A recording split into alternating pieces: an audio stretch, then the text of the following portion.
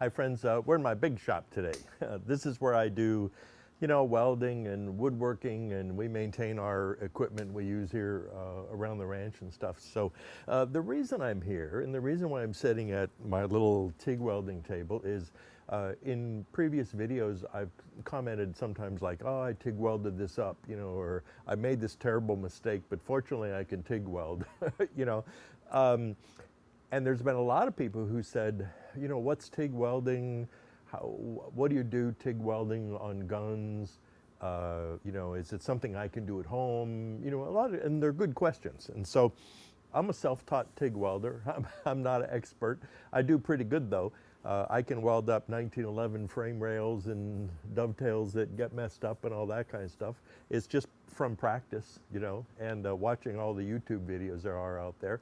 And so today what I've done is I've selected a couple of sort of just odd things from my scrap bin.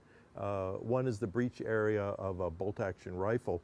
And you can see that I actually practiced cutting an extractor slot in there.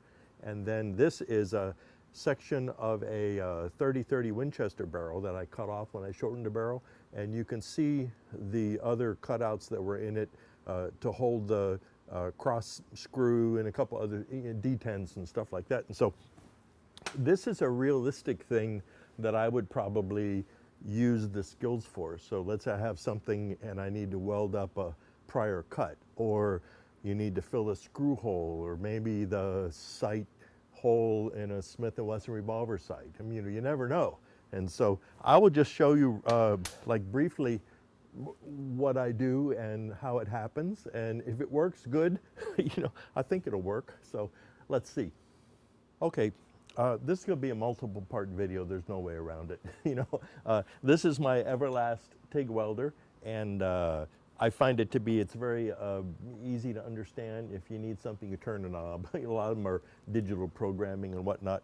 I have a bottle with the inert gas, and so what you do is you turn this on, and you'll see it'll run through a kind of a self-diagnostic.